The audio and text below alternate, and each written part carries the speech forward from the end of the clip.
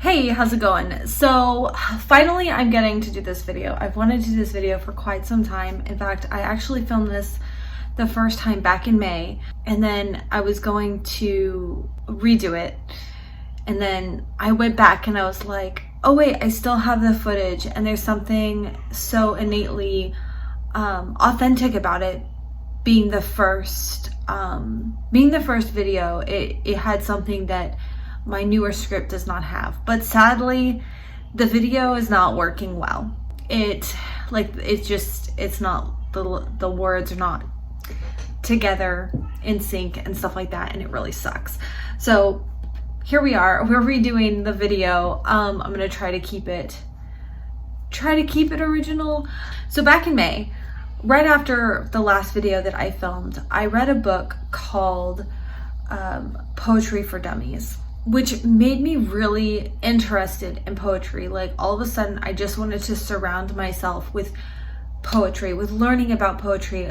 Most of the YouTube videos that I started watching were all like teaching poetry or poetry critique or just poetry recommendations, all those kinds of things. That book like changed my life. So over the summer, I really learned to have a love for poetry. So I kind of have this series idea where I'm first going to explain to you how that happened, how I went from somebody who really did not like poetry, did not understand poetry, to someone who now just loves and adores it and wants to learn more about it. And then also share like some collections of the poetry collections that I have, and so on and so forth. So it wasn't really exactly one book that like changed my entire perspective.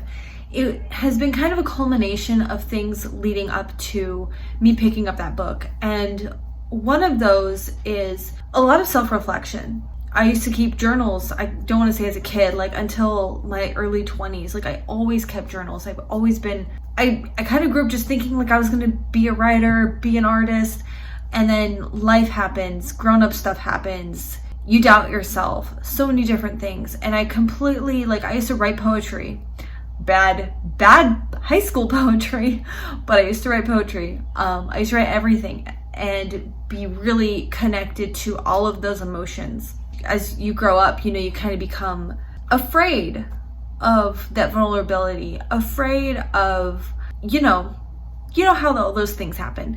So I kind of buried them under the cringe file and forgot about them. There's that aspect of just kind of thinking about things that used to bring me a lot of joy, and it kind of came full circle. Last year, one of my favorite books of the year was Dead Poets Society. I just loved it so much, and it kind of made me curious. Some YouTubers that I like to watch are also into poetry, and I follow their book recommendations, so I kind of was starting to get a little bit more curious about their poetry recommendations. And then what else? And then Howl. At the beginning of the year or something, for a readathon, I read Allen Ginsberg. So I picked up Howl by Allen Ginsberg, and I knew when I picked it up, I probably wasn't gonna like it. And at the time, I went in hard on that book of why I didn't like it. And I believe I explained it as, how is this poetry? How is this art? It's just drunk ramblings. It's just like crazy stuff slapped on a page. And, I didn't understand. I didn't understand how anyone could read this rubbish and be like, this is beautiful. Convince myself that poetry is a form of lazy writing. It's like a story without all the extra explanations and stuff like that. And it's a way that you can like publish a bunch of stuff without really having to put a lot of work into it. So then I think it was after that where I really started to think, why? I wanted to understand it. And then bringing all of these elements together, that's what brought me to picking up Poetry for Dummies. So that's kind of where that's where my brain was going. So I picked up the ebook of Poetry for Dummies. I didn't even anticipate that I would read it, really. I didn't anticipate that I would read all of it. And I sure as hell did not anticipate reading the entire book twice through. because I read it the first way through and I found myself highlighting things. Like right off the bat, it was like, do you find yourself not enjoying poetry or understanding poetry? Or I forgot exactly what it was, but it was like it spoke to what my brain was telling me whenever I think about poetry. It was like exactly my brain. So it grabbed my attention, sucked me in, and then I found myself highlighting a bunch of stuff. Basically read it through cover to cover. Again, transferred my notes from the ebook into Notion. So I basically read it back to back. I also read it completely onto my phone. Like that's a big ass book to read on an ebook and on a phone. So since then, I have been just trying out anything and everything. Just my goal was at that point, after reading that book, that there is a poem or a poet out there for me that brings me that kind of joy, that speaks to me, that I understand. So I was just set off on a mission to find just that one poem. And so I just started devouring everything. I was checking out books from my library. I also started finding tons of cheap poetry collections at my library. Like ones are like 50 cents, $1, because at this point too, I was like, I might still not, like, I don't know what I like. I still find a lot of poems just impenetrable. I cannot understand what they're trying to freaking say. I didn't want to invest a lot of money into my search for the perfect poem. So it just so happened I started having all of these options like fall into my lap. And then I was trying to read poems online, and we'll kind of get into more of that, accessible poems.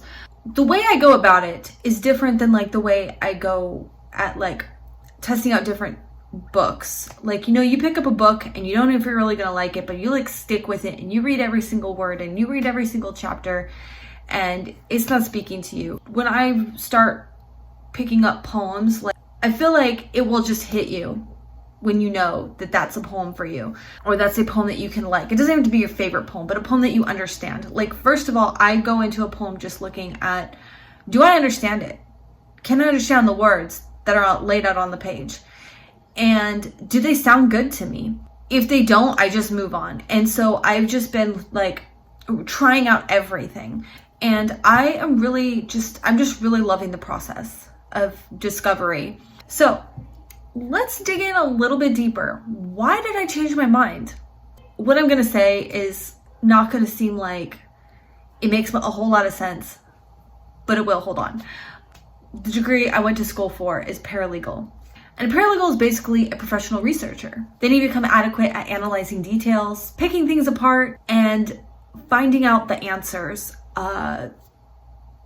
Things they don't understand, words they don't understand.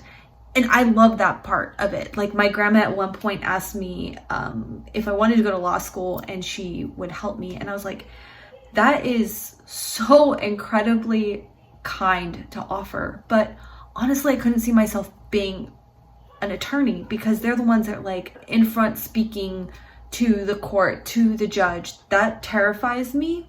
I would get way too nervous. So I like the background. I like the research. I like the book work, if you will. And that is also coincidentally what makes poetry so meaningful.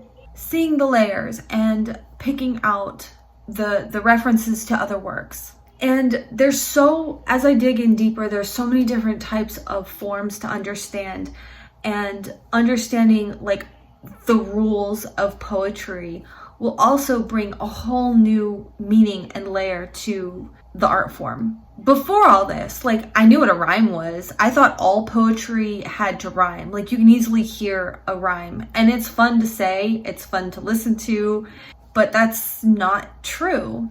As I was saying, so much about forms and about the use of language, the use of spelling, shapes and line breaks in their poems to create meaning, create a rhythm that makes the meaning behind their poem or an alternate meaning to their poem. And I just find that so cool. had no idea that poetry could be this cool. So let me go ahead and wrap up my story with a few things. The first was learning about forms and how to read poems. The book Poetry for Dummies, and there are other books like it that are kind of like how-to guides that teach you. Another one that I just started reading called Ode Less Traveled by Stephen Fry. That one's highly recommended for learning. But my first introduction was Poetry for Dummies. And I think it's essential, really. I think even if you're convinced that you don't like poetry, you should just give that book a try. And it's okay if it doesn't change your mind.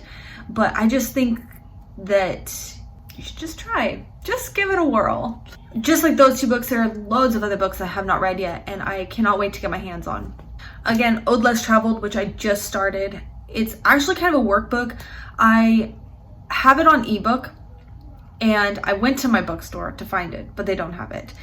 And I don't want to buy books right now because I'm moving.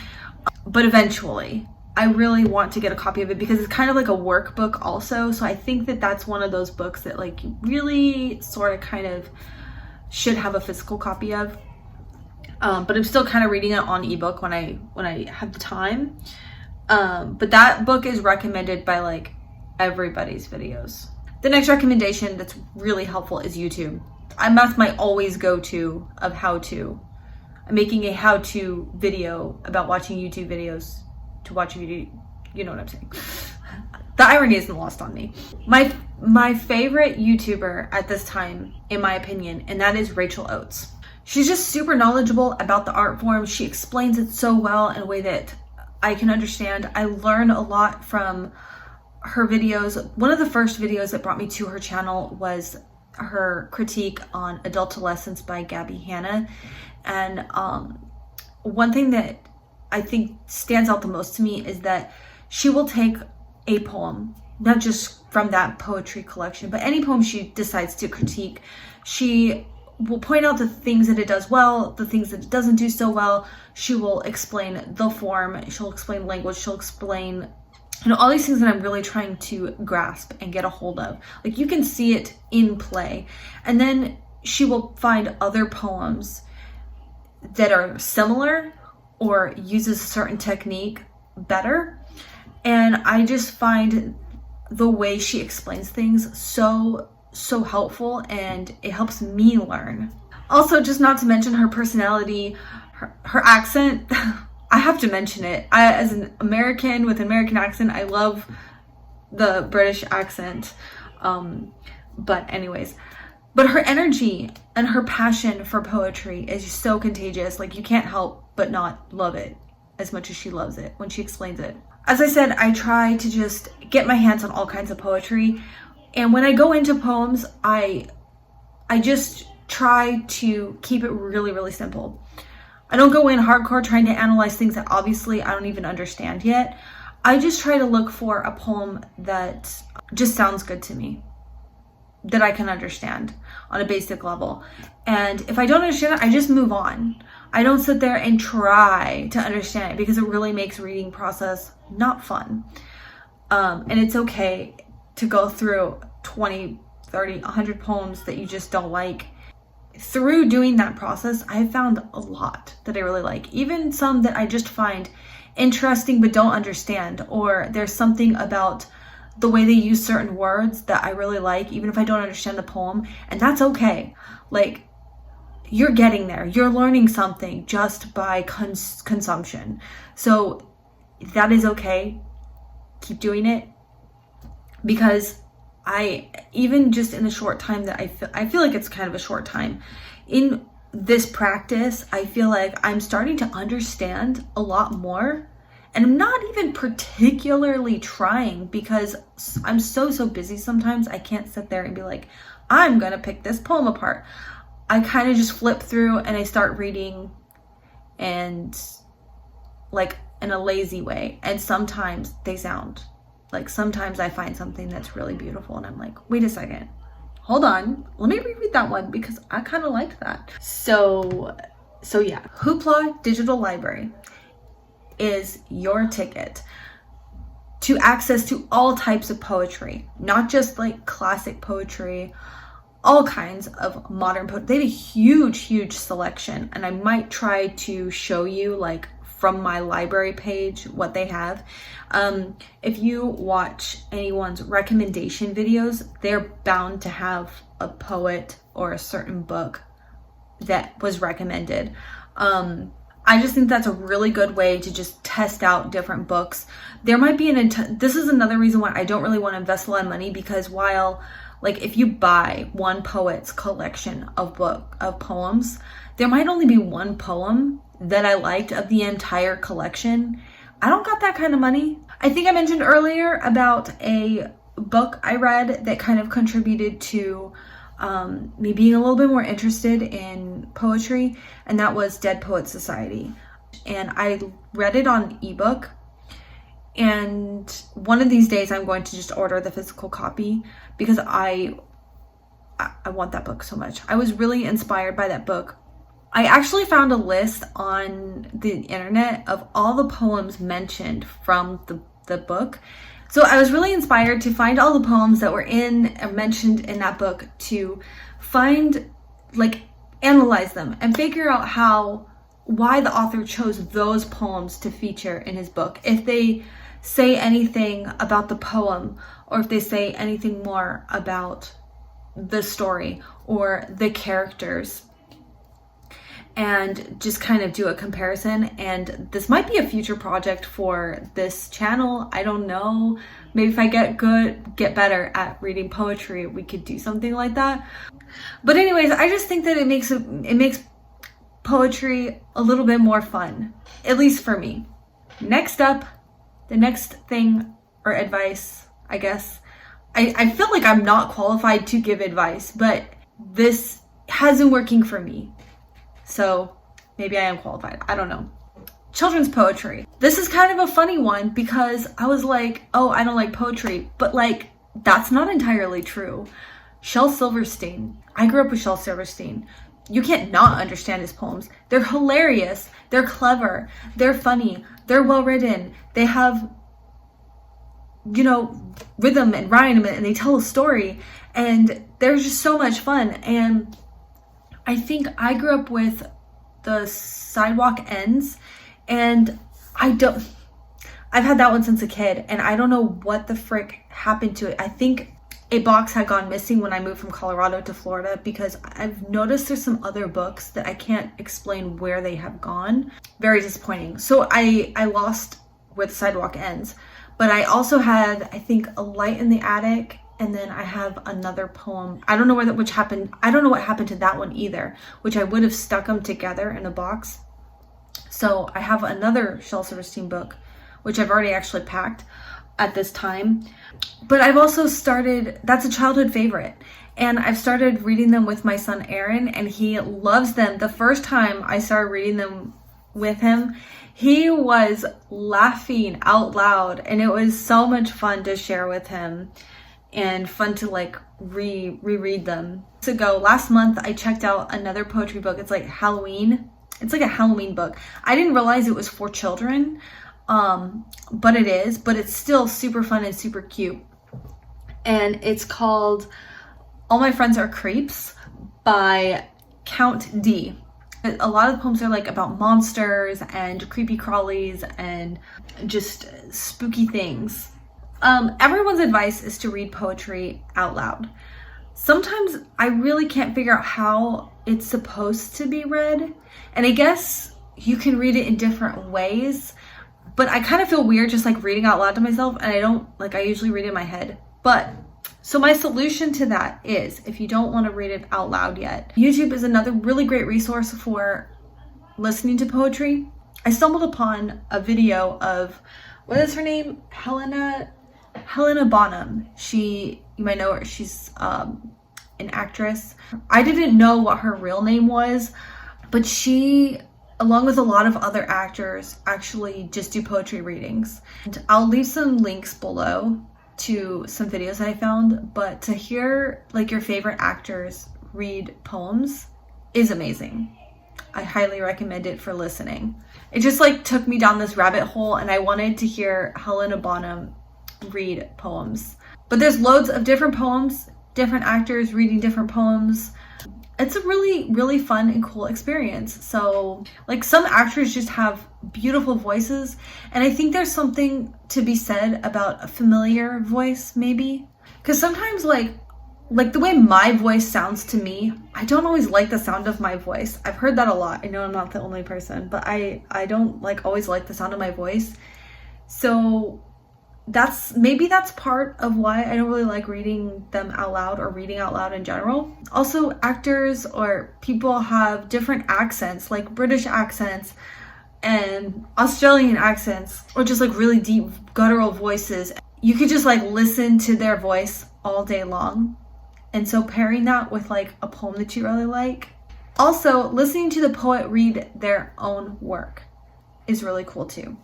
So that's basically it for now. All right, well, thank you so much for watching, and I hope that you enjoyed this.